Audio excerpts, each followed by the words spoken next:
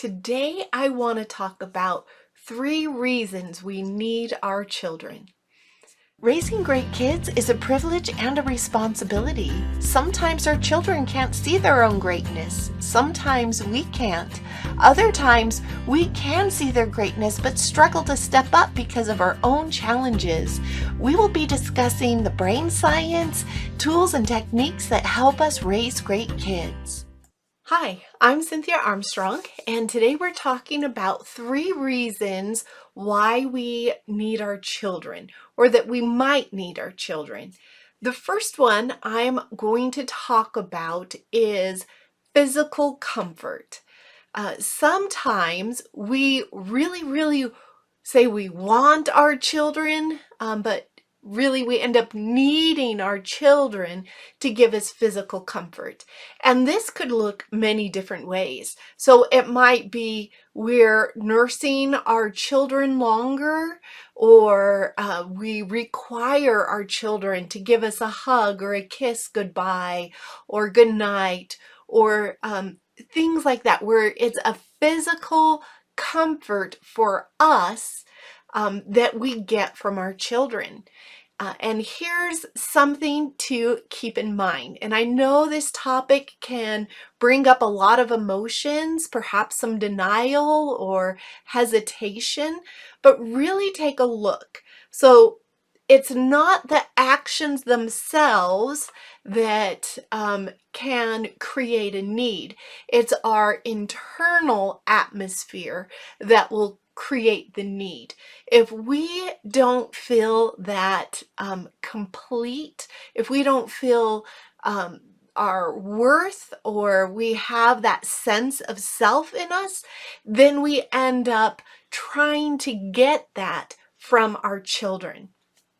So we can, be nursing longer, and we could say that we do that because, it's good for our children. There's certain things that benefit our children from doing that. Or we could be on the other side where we're nursing them longer because we get that sense in ourselves of giving, of having that completeness because we're nursing our children. Where on the other side, we don't need to nurse our children, but we're choosing to do that because of the benefits from it. Or let's take example, because not everybody nurses, and not everybody nurses a long time. That's just an example. But we could say, as our children go to school, we want that hug and that kiss from them. And we could be, oh, that's just something, it enhances our relationship. I don't need it from them. But it's just something that both my child and I both like to do. On the other side, it could be that I have that sense of missing, that sense of longing, that sense of not completeness, unless I have that hug or that kiss goodbye from my child. So there's 2 different things. So it's not the actions themselves that create the difference. Again, it's our internal atmosphere. And when we feel that need, that is a selfish act, pretty much. It's something we need that we can feel complete. And so it puts a pressure on our children to perform so that we can feel better about ourselves. And on the other side, we already have our own sense of worth. And when we have our own sense of worth, that doesn't mean things aren't difficult at times. It means that, generally speaking, we're okay with not being perfect. We know we're learning, we're growing, we're experiencing, but we still have that completeness in ourselves. And so we don't need to get that from our children. And so when we're on that side where we're complete in ourselves, then then again, that's just that enhancement. It's just um, an increase in the experience we have with our children rather than a need because we're lacking. And when we're working with our children from that sense of completeness, not finished, not perfect, just that completeness, then that love that we are trying to express to our children becomes unconditional because there's not that need attached to it. So that was number one, that physical comfort that we might desire or need from our children. And then the other side is, well, not the other side, but point two is that we might need that emotional comfort from our children. We want them to help us to feel good by the things they do or the things they say.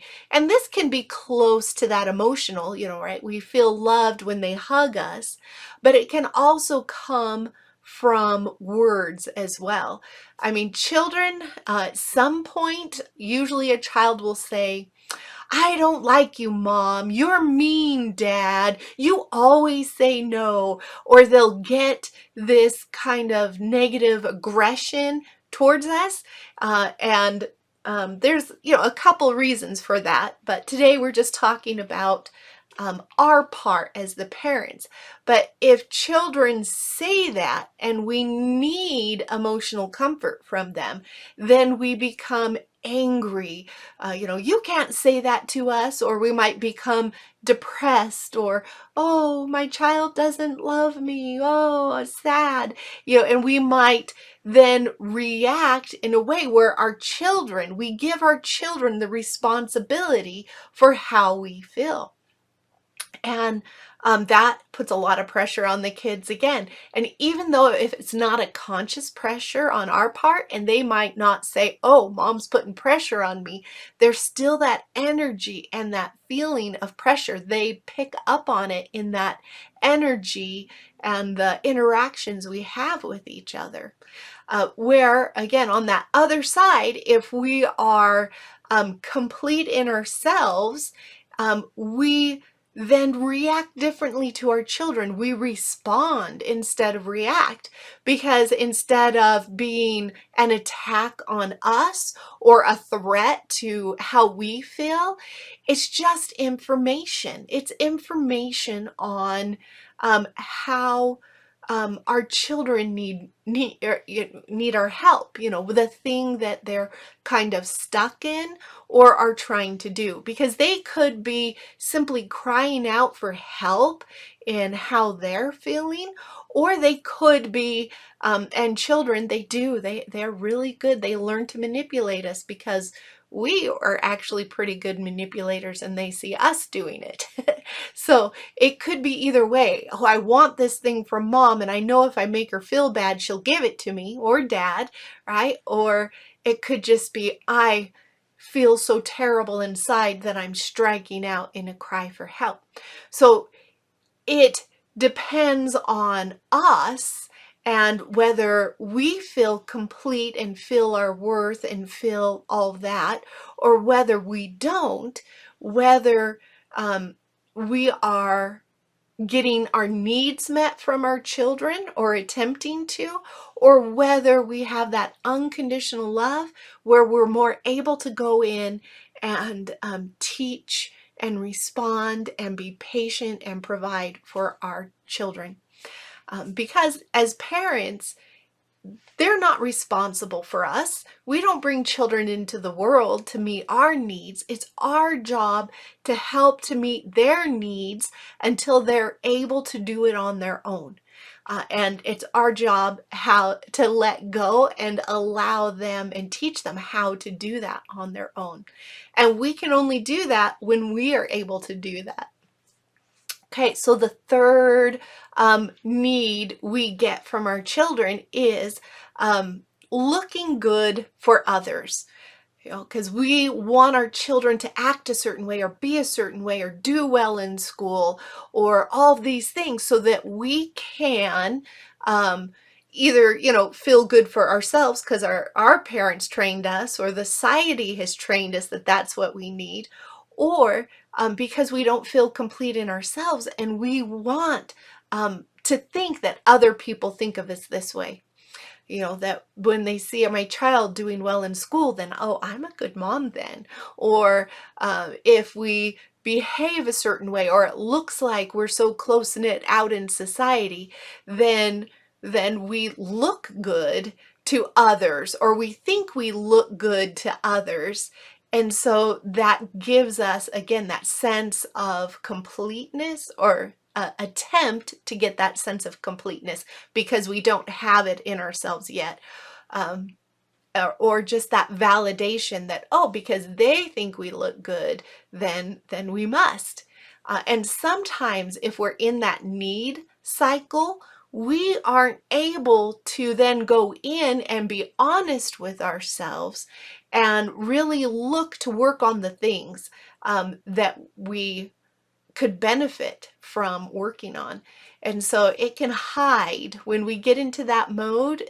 It can hide because in order to continue to feel that way, then we often lack honesty with ourselves. Or we can get depressed because, oh, they think this of me, I'm so glad, but I know inside it's not that way. And so we can have kind of like a depression. So there's different ways we can react to that are not super beneficial for us.